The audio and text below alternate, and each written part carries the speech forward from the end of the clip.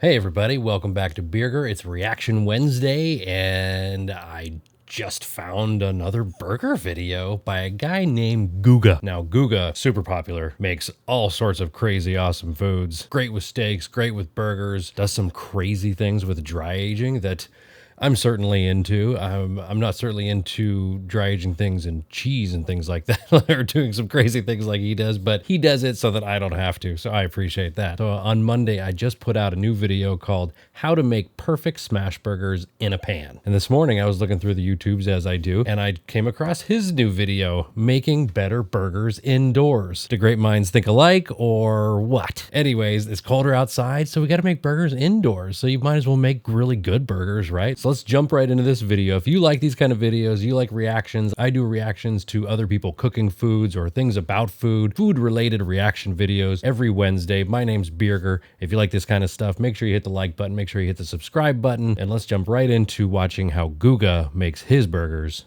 indoors. What's up, everybody? You asked for it, and I'm gonna show it to you. So his fans asked for burgers, and the reason. Now, Guga has a huge following, and I think he's got a couple different channels too. He divides things up into different channels for whatever reason, but we paused at a beautiful image of a beautiful burger there, so let's keep going. I like the idea of some smoke in this glass thing. Seems a little excessive, but you know, he does the excessive things so that we don't have to, right? Reason why it's better than most. Let's get Beautiful. started. So the first thing we're gonna do is create some flavor. I'm gonna heat up my pan. Cast iron pan. I'm gonna throw a butter in there. Butter goes in. Wobble, wobble, First wobble. thing, melt up That's that butter. See how my butter is starting to foam up? The wonderful thing about the butter is the brown butter. The caramelization of the solids together with the butter. Don't let it go too far, though. Incredible flavor. That's what I like. So I got my butter ready to go. I'm gonna reduce my flame, my heat. I'm gonna reduce the heat a little bit. I'm gonna throw in my thyme. Oh, okay. I see what he's doing. Now all of this can be done ahead of time. He's not gonna put the burger in this butter. Ahead of time and saved it so that not only you have it for your steaks, but you can also have it for your burgers or anything else you might want to use it for. This butter is. That's really a smart tip. I mean, what he's doing here is he's making essentially a compound butter, but he's heating it up and making a caramelized brown butter, making a caramelized compound butter. So he can use this on steaks, on grilled cheese. He can spread it on toast and then toast up the grilled cheese. That's fun to do with compound butter. And yeah, so he's just got it already ready in his fridge. Like he said, he loves butter. If you don't love butter, get out of here. It's incredible, everybody. You see, this is what I'm talking about, everybody. It's starting to brown up on the bottom. We don't want it to burn, but we want it to brown up. Now, there's a fine line between burned butter and brown butter. You want brown butter. That's what you want. This garlic, everybody, is amazing on toast and many things. Yummy. Definitely worth your time. I'm going to reserve it right here on this spot. Brown butter done. If you can grind your own meat, it's going to be better. But if you can't, just get it from the super. Pretty sure I said that exact thing. Pretty sure I said that exact same thing in the video that I put out on Monday. If you can grind your own meat, way better. It gives you the freedom to make better burgers and to experiment with your burgers, like with different blends. You throw brisket in there, throw chuck in there, throw New York strip, ribeye, whatever. Throw it all in there and make different combinations of those so you can experiment with what burgers you like most, because it's all about what you like, you know? Supermarket. Now the secret about a tasty burger is to put 1 egg yolk per pound. So that goes in and that goes in. Now what this does is going to make the burger richer. And I've done many burgers without it, but for whatever reason, this makes it taste better.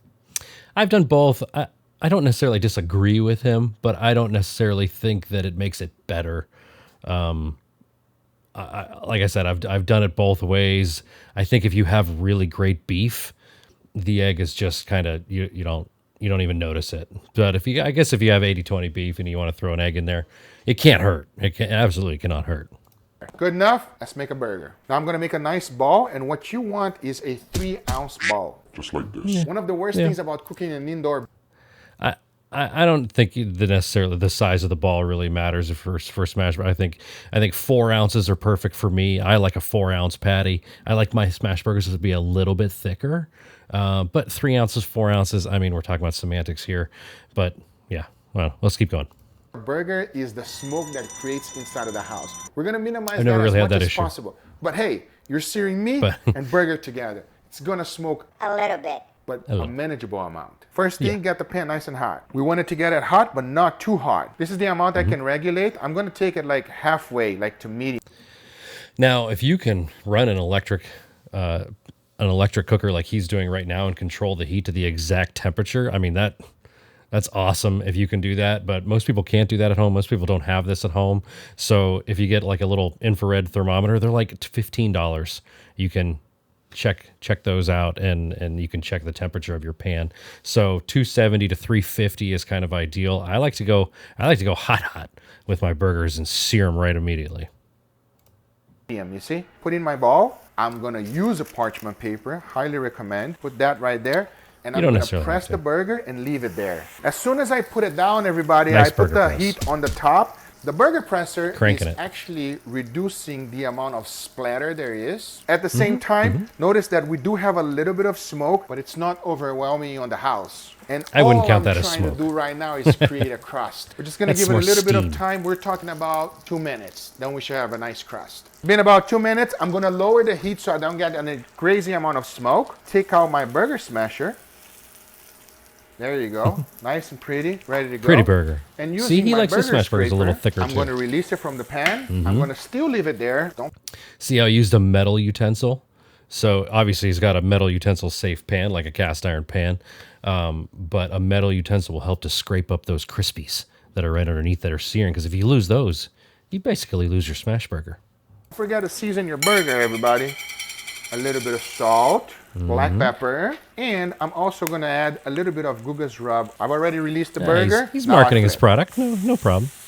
That is not the the good best crust. crust, It's okay. but it's not bad. As that's cooking, I'm going to add a Honestly, that's a great crust. If you let it go a little bit further, I mean, it's not going to get that much better. I mean, that's a great crust. If you see that in your pan, you should be happy with that, making smash burgers indoors.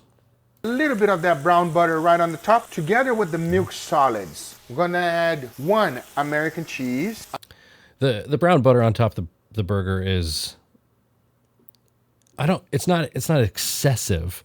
But you definitely don't need to do it. But if you did do it, you'd be happy about it. Okay. I'm going to cover it up. And Look there at that you go. cute It's little melted, cloche but that not fully melted. I don't there. want it to be fully melted. Why? Because we're going to make another patty. I'll remove this It'll burger, continue to and melt I'm as he gonna sets it place aside, I'm sure. on a pan. I'm going to clean this pan and repeat the process with the next one. Put that patty in. He could have done smash, 2 patties in this pan. Heat all the way to the top. As It's high okay as if they it touch. goes to get that nice sear. I want you to notice one thing. There's no splatter. That's a good thing. It's been about 2 minutes. Remove that. Again, season it with a little bit of salt, a little bit of pepper. Flip the burger. An okay crust. I don't want to say an incredible crust. Lower the temperature. It's good. Make sure you grab that brown butter. Then we add our American cheese. I'm going to cover it up. It's been about 30 seconds. Cute little cloche. Put the patty back on the pan. Put the one that is the hottest right on top. Then I'm going to cover them up. All right, we got our toasted buns here. Sauce your burger. This cheese should be super, super melty now. Oh, yes. I'm going to grab some of that brownness. I'm going to put it right here on the More burger. brown butter. I want to eat that. Yeah. This one is Angel's because he wants to eat the burger. Right, Angel? Look at him smiling. Look at him smiling, David. I'd be smiling That boy too. about to be real happy right now. I use that same gimbal. Now, we're going to grab our burger. We'll place it right over there on the bun. And then I'm going to go ahead and top off my burger. Did he say what his sauce was? I didn't catch that. If he did, apologies. But it kind of looks like a similar one, like a mayo Dijon mustard kind of combination. So the burger is done, but we're going to take it to a new level and we're going to smoke it. To do that, all you need really is something to cover the burger with. And then we're going to use a little bit of hickory pellets right on the smoke gun. Not necessary, You don't need to do but this. it'll produce an incredible flavor. Turn it on, throw it in there. Now it depends on you how much smokiness you want. Now, I've definitely eaten smoked burgers before, and I'm not necessarily a fan, especially when it comes to a smash burger. Like, that's just my opinion, right? Like, you do you. But for a smash burger, like, I want to taste more grease than I do smoke. I want to taste that crust more than I do want to taste smoke. So I'm not really into this, but if you are, that's cool. I've definitely done cocktails like this. Like it's kind of cool. You can set the wood on, and the smoke's all into the cocktail. You can see it through the glasses like this. It's cool. It's excessive, but it's cool. Once you're happy with it, just take it out. Cheers. Oh, that looked juicy. Oh my God. I don't know if this is his son or just cameraman or whoever, but I've definitely seen him in a bunch of his other videos. And the way they eat, he must have to work out pretty well to stay that thin, because this guy takes a lot of Pelotons to keep off the smash burgers. I'm out. Okay, that's good. That is my version of indoor burgers. Now, there's several It's different great. things you It's can great. do. Put different Yeah. condiments, which will make your burger even better, Yep. especially if you're cooking indoors, such as onions. But if I do Yep. that, my nephew will kill me. Let me know if you guys want to see an indoor steak so that it's not so smoky, at the same time have an incredible Absolutely. flavor. I hope you guys enjoyed this video. If you did, hit that thumbs up. If you're not a subscriber, be sure to subscribe. We'll see you I'm guys on the subscribed, next one. Guga. All right. So what do you guys think about that video? Was it excessive? Like all the egg yolk and the brown butter based and the smoke at the end? It's a little excessive. You don't necessarily need to go through all that. Like if you were to do just the burger without even doing the egg yolk, I mean, you'd still have an awesome one. Maybe I'll give it a try. I don't know. Probably not. I don't necessarily need to add more butter to an already fatty burger. You know, I love fatty burgers. If you watch my video, you would have seen the best things you can do for your smash burger is fat and heat. Hashtag fatty heat, baby.